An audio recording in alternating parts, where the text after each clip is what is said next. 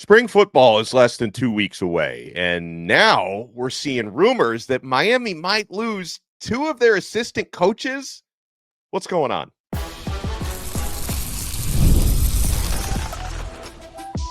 You are Locked On Canes, your daily podcast on the Miami Hurricanes, part of the Locked On Podcast Network, your team every day. Just as we get excited about having a full coaching staff heading into spring ball, now there's, and again, I will emphasize the word rumor. There are rumors out there that certain members of the staff are being pulled in other directions. I am Alex Donno, University of Miami alumnus, co-host of Locked On ACC and writer for Canes County at Rivals. And thank you so much to the everydayers for making Locked On Canes your first listen and your first watch today. We're available free wherever you get your podcasts. We're free on YouTube. We're part of the Locked On Podcast Network, your team every day. Today's episode is brought to you by FanDuel. Right now, new FanDuel customers can get $150 in bonus bets if your first $5 bet wins. On this loaded episode, we'll talk about a stern warning that Cam Ward has offered to the National Football League, what that means ahead of April's NFL draft, April 24th.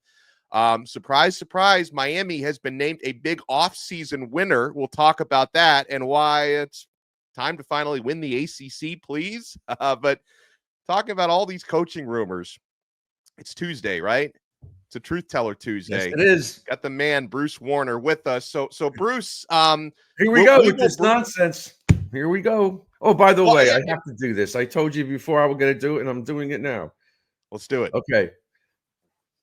Today, I guess that's close enough. That's my son. He's now 11 years old today. Cash. Your furry He's my son. Beautiful show dog and pet therapy dog. He was at Stoneman Douglas, starting the day after the shooting 7 years ago, almost to the day. He was at Surfside when the building collapsed. Got on national TV with Wolf Blitzer on CNN. Did a story on him, so I'm very proud of him. So we're taking him and his son Banks out to dinner tonight. That's superb, man. And there's something about golden retrievers are just like the most comforting, warm dogs. Like there's something extra special about that breed. So happy birthday to Cash, and hope maybe you need to send Cash down to the Heck Center to convince some of Miami's coaches to stay. So again, like Bruce, I will emphasize. I was going to do that. I send a Doberman or something like that. Fair, yeah. So a lot.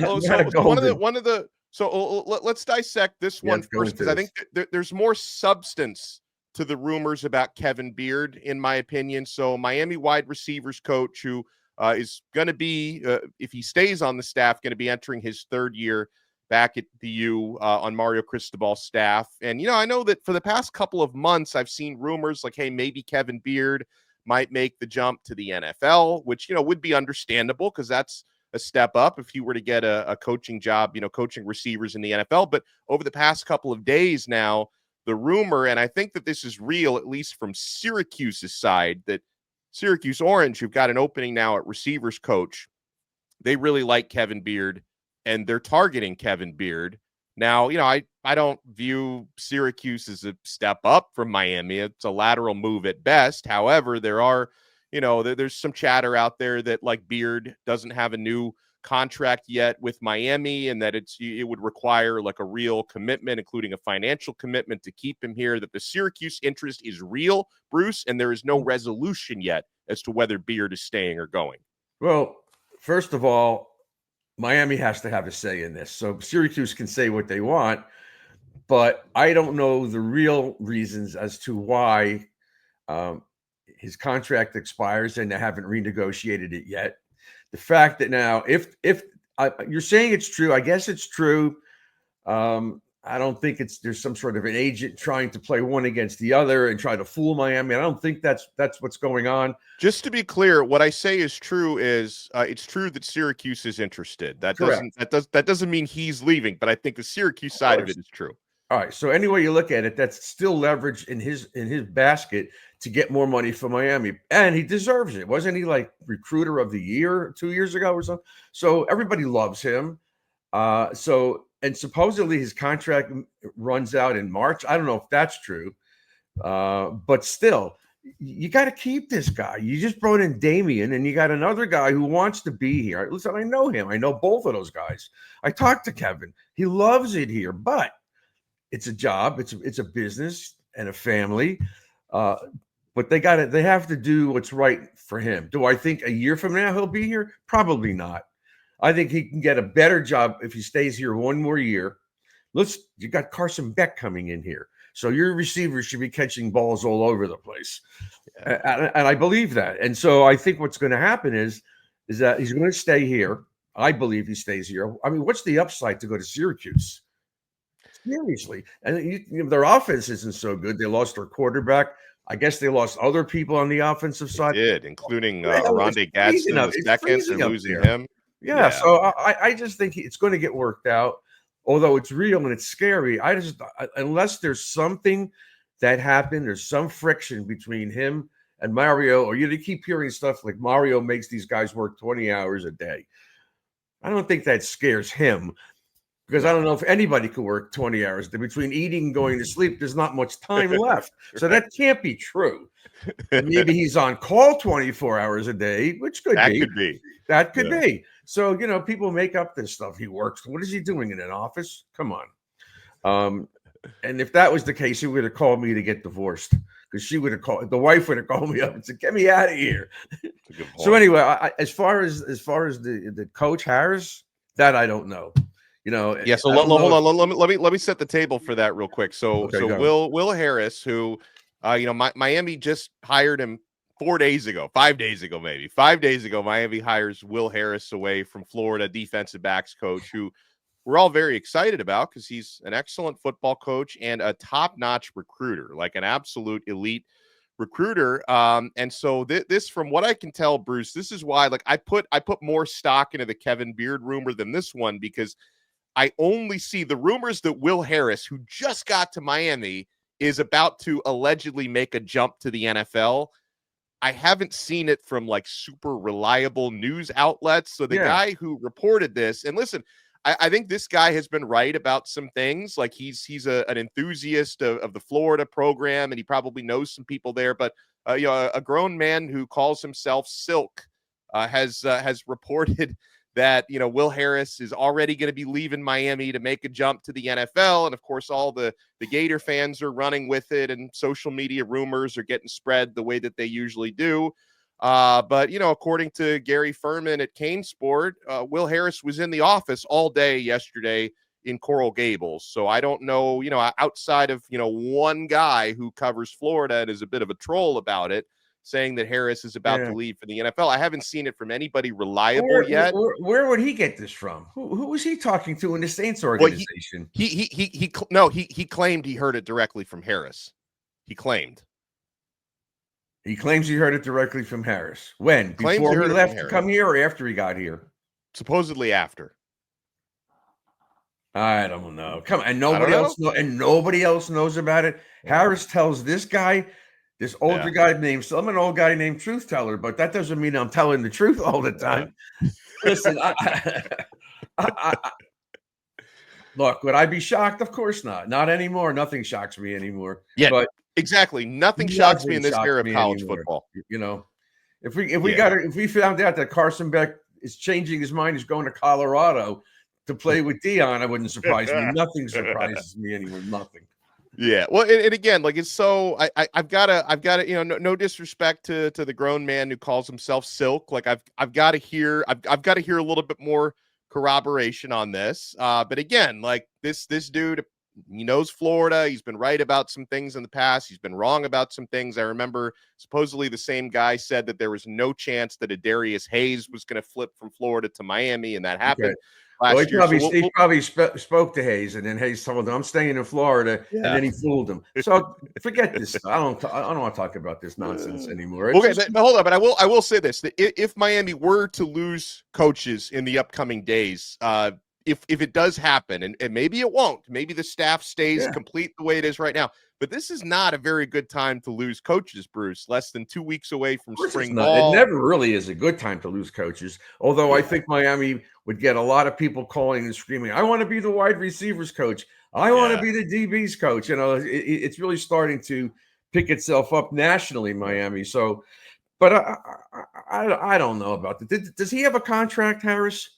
Did he sign after he left? I would assume he did. So if someone was going to hire him, I would think they would have to pay a buyout. I don't know how high the buyout is. And not only that, if he tells this Silk guy, I bet he told Mario too. Don't tell me he didn't tell Mario, but he told Silk that he got an offer from the Saints. So please, I mean, maybe it's true, but it just doesn't sound normal that this one guy would know about this and then claim he told him personally. Why would he say that? Why would he tell this guy? This is the world we're living in, Bruce. And you know what? If it does turn out to be true, I'm gonna have to apologize to Silk, and I'm gonna, I will have to rein get him on this show once a week as a Gator insider for your show. Yeah. And get rid of me, which a lot of people would approve. It's okay. I don't know about that. I don't know if that's a good idea. Yeah. So again, we're keeping on top of this, guys. Don't you want me doing this all day long?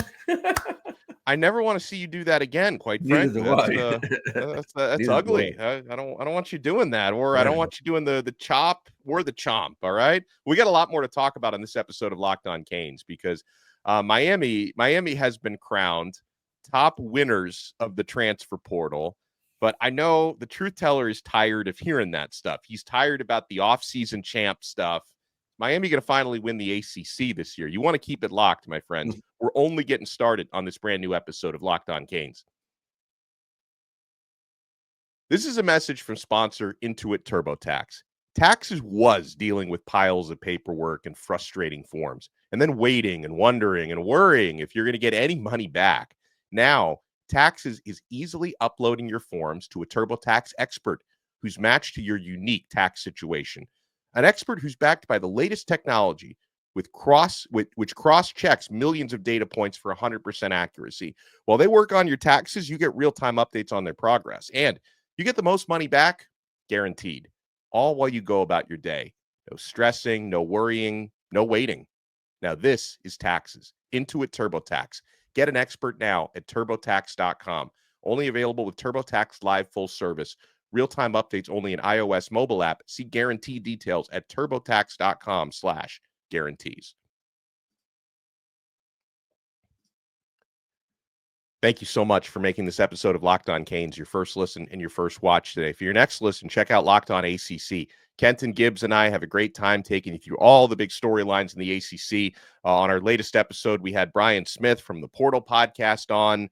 We talked about the SEC and the Big Ten trying to monopolize automatic bids to the college football playoff and what that means for the ACC and the Big 12. So make sure you check out our latest episode, available free wherever you get your podcasts and available free on YouTube. Today's a Truth Teller Tuesday here on Locked On Canes. So, Bruce, I know you were thrilled when I sent you this, that Pro Football Focus College, PFF, which PFF is analytics-based analysis, they have crowned Miami as the biggest transfer portal winner. They've got Miami right above Missouri, Oregon, they always have good transfer portals, Oregon and Texas Tech, but Miami ranking top. And of course, we know the headline maker of Miami's transfer portal class, quarterback Carson Beck. Miami also got highly touted defensive backs like Xavier Lucas from Wisconsin, Zechariah Poyser from Jacksonville State, CJ Daniels, the wide receiver from LSU. So Miami, who's got 11 transfers so far, Bruce, and they may not be done because in April they could be looking to add more talent. Well, also the kid from Florida that decommitted from Florida. Why don't you call up that Silk guy and see if you spoke to that kid and see if he's coming to Miami or not? Seatbelt. Oh, and by the way, right? Somebody, I laughed out loud in my comments section on YouTube the other day because I did an episode about Jalen Waters decommitting from Florida and how that's the guy I'm talking about. Miami. Right, and I referred to him on the episode several times. I just called him Seatbelt. That's his nickname. And then somebody in the comments was like, well, why are you a grown man calling a 17-year-old by his nickname of Seatbelt? You sound pathetic. And I'm like, it's kind of funny that that's his nickname. I mean, he goes like Pancake Honcho, Samson Ukul. I call him the Honcho seat. I'll call Jalen Waters. All these kids had, remember, what was his name? Glue Hands Johnson. That's what they called him. The guy at Trash Powell would call him Glue Hands.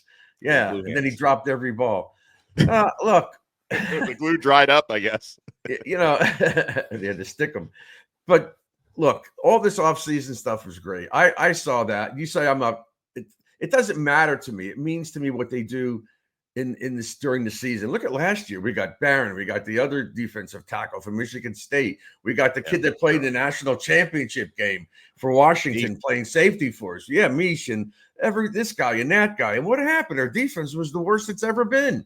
Yeah. So to sit here now and look at these names and say, wow, we're really improved. You also said something about the new coaching staff, how great it is. How do I know? Do you know how great they are? I'd like to think they are. I love the defensive coordinator. You like this, you like that.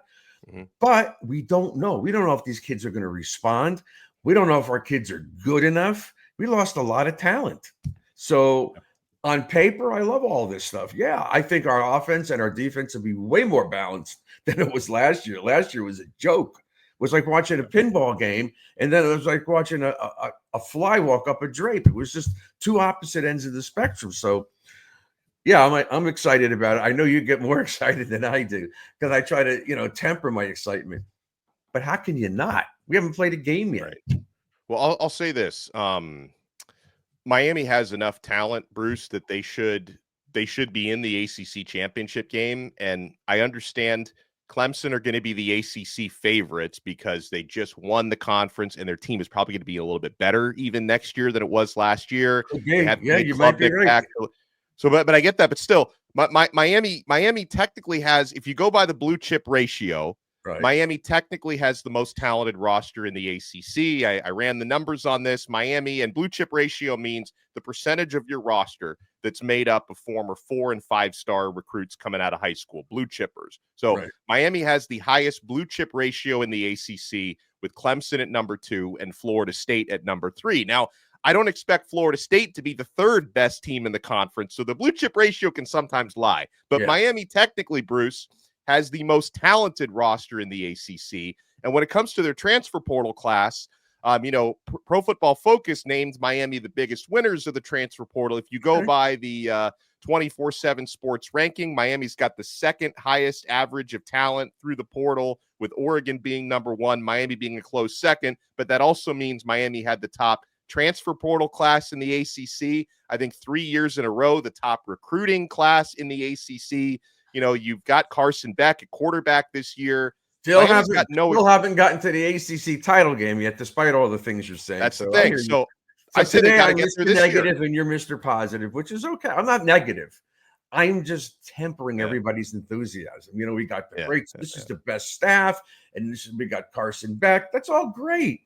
That's all great. But do you know what Notre Dame has done in the offseason? Do you know what this team has done with that? I don't know. I don't know any of this stuff right now. All I know is, do I expect to be in there? Yeah, I expect us to be much better this year.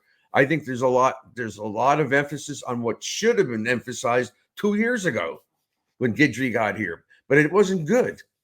So, we got rid of the older coach. What was that guy's name? He went to Alabama. Oh yeah. The what was his name? The guy who came from Auburn and then he went to Bama with Saban. Kevin Steele was the one. Yeah, yes, the name we forgot. So listen, I like what they've done. I like the changes that have occurred. I think, obviously the health and condition of Carson Beck is critical. I don't know what they're going to do with him. He's not going to be around playing in the spring game. I don't know when he's going to start working out. But the one thing we cannot have for him, a setback. Because we're banking on this kid. All bets are off if he's not the starting quarterback. So he has to be healthy, ready to go. I know mentally he really wants this badly. He's got a lot to prove. So I'm very excited about him. But again, all things being equal, we have to have health. We need some health. How do you and I know this is why we call you the truth teller and why I lean on you so much on Tuesdays. How do you feel about the defensive backfield? Because I sleep so much better at night seeing them bring in these 5 transfers already, especially Xavier Lucas, Zechariah Poyser. I feel a lot better than I did about the defensive secondary last year, which gave us so many sleepless nights. Are you confident that area can turn into a strength? And hopefully we keep Will Harris. I know. If let's assume he's here, because I think he's going to be here. Yeah. I think they're much better. But again, let's assume, for the sake of a silly argument, that the 4 defensive or the 5 defensive linemen we had last year, and we got these defensive backs, but there was no change in how the defensive line played. They didn't change their scheme. Then I don't care who's back there. You could have Rod Woodson, and guys like that, and it would make a difference. Rod Woodson, Charles Woodson, give me all the Woodsons back there. Jack Tatum as a safety. Yeah, you could do all that stuff.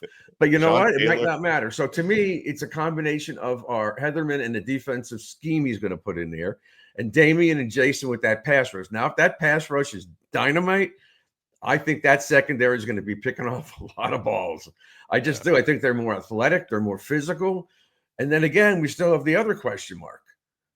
What about the kid? What about Brown? What if he's healthy and he's a big guy, he can play the nickel position or something like that, then we're really going to be good in the secondary. But again, I think, as I've always said to you, it's a progression from the front towards the back.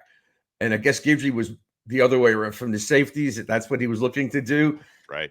But you know what? You can keep the ball in front of you, but they can still blow by you because you have bad angles and bad tackling. So, look, I just think our defense will be better because of the staff that this guy has put in there.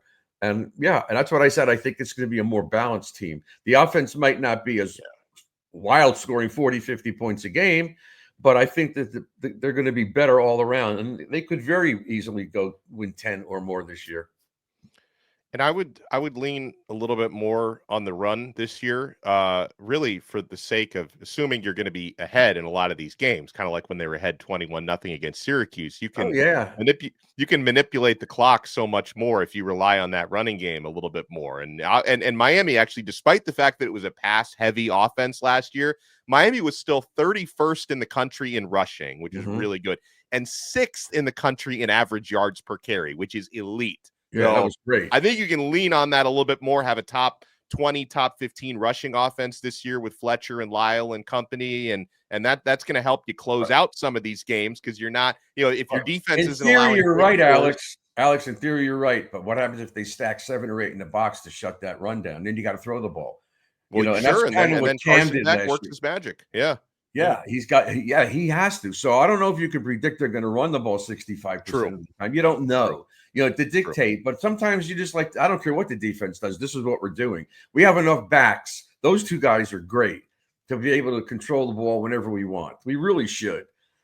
Am I worried about the tight end? Yeah, Lofton doesn't have the pedigree of Arroyo and some of the other guys. Losing Riley Williams, I think, is a big loss because he's a big guy. He's a good blocker. He's got some decent speed. He's caught the ball down the field a few times. But so now you got Lofton, who came in with a little bit of plays here, a few plays there, and now he's in the driver's seat. So he's a big component. I hear the other kid that came in from the freshman is doing real good. There's 2 of them, Gilbert and another kid, right? Brock Schott and Luka Gilbert. Yeah, one of those guys is doing pretty well so far. Schott. Yeah, Schott. So all right. So look, again, it's middle of February. And we're throwing out coaches' names, but the stories for today are these so-called rumors. Well, how about this when we come back? Because the NFL draft is coming up in about 2 months. And, Cam Ward will probably be the number 1 overall pick. But if he's not, be warned. You want to keep it locked right here to Locked On Canes.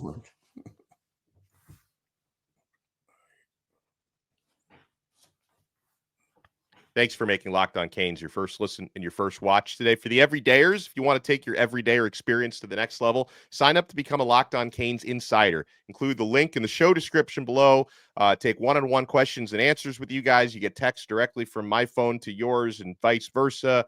Breaking news, show updates, rumors will be all over this coaching stuff over the next few days, I'm sure. Try it free for 14 days. Click that link below, and if you like it, you can opt in for $4.99 a month, become a Locked On Canes insider. So, Bruce, I was actually on a Tennessee Titans show last night. They were asking me about Cam Ward, who the Titans have the number 1 pick. And they were also asking me, because some of the mock drafts out there actually have them taking Ward number 1 and Xavier Restrepo in round 2, which could be an interesting combo if they get them both. He's not going in round 2. Maybe 3, or maybe they'll trade back in 3. Maybe 3. Yeah. But I don't see him going in the second round. He doesn't have that much value. He's a limited player. I've seen Restrepo though. The mock drafts are all over the place. Like I've seen him anywhere from second round to like fifth round. So Yeah. I think for him, like the combine can do wonders for him if he has a good scouting combine coming up. He will. I also think that you're talking about Ward. Like, I'm a Giants fan, so I hope he goes to the Giants. But Sure.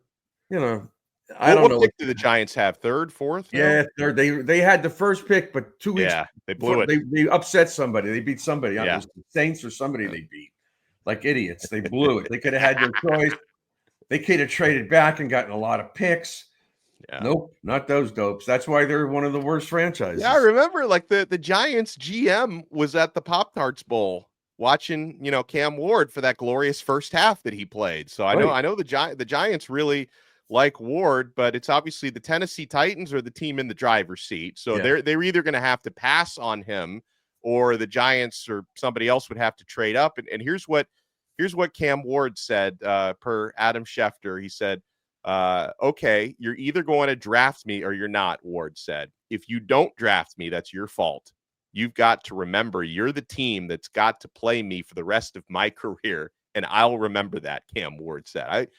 I love this dude's swagger, and I love his attitude. And he's, Bruce, his entire career has been built on bulletin board material. This young man played in a wing T offense in high school, 0 stars, 1 offer coming out of one offer from Incarnate Word coming out of high school. He went from Incarnate Word to Washington State to Miami and is probably the #1 overall pick. So believe me, if there's anyone who's going to remember getting slighted by someone, it's going to write it down on that bulletin board. Cam Ward is that guy who will remember. But he was talking about Tennessee and or Cleveland, who is second, which I really don't want him to see him go there. I don't know what's worse, Cleveland or the Giants.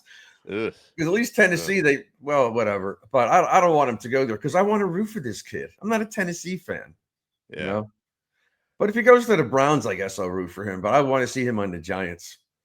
So, look, the kid was great. He put so much excitement into this program last year nationally, all by himself, with all the little antics and all this stuff that he was doing. And but he's got a lot to learn. He's got to get out of that pocket faster. He can't be running backwards like he did this past year, or sitting in the pocket with everybody surrounding him. He'll get killed. So he's got a lot of things to work on, I'm sure. But I'm sure whoever's going to draft him would think long and hard about Restrepo if he's there in the third round. That's for sure. Yeah, man, it'd be a nice combo to have those guys together.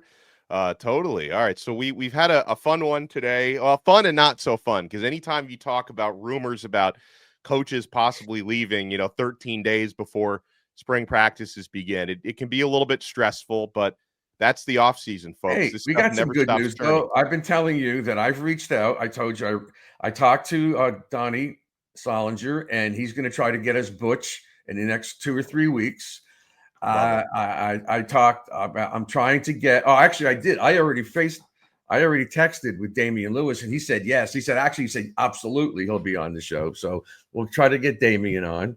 And try to get Kevin Beard on. Kevin can announce on this show that he's staying at Miami. Let's make that happen. I could text him. I'll text him. I don't know if I want to do it today because he hasn't said anything.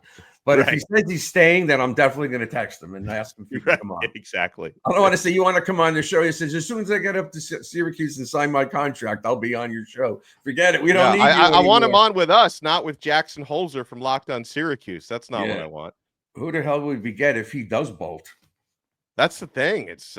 I'm sure any number. I'm sure we'll get, our fans will say, "Oh, let's just bring Michael Irvin down. Let's hire every great former Miami receiver. We'll get him down here." But yeah, it would not be ideal to lose anybody 13 days or 12 days or 11 days before spring football. So not with the history he has. He's a great teacher, and you don't want to lose somebody like that. He's a hurricane. Give him his money. You don't want to lose him, and also, on the offensive staff, I really value the continuity coming off of the season where you had the #1 offense in the country. I want to keep that entire staff together. So let's and I worry about special teams too, my friend, which we didn't really talk about today, and I wanted to somewhat. Get back into that. We'll get back into that. Yeah. We got to get back to that. We'll get into that.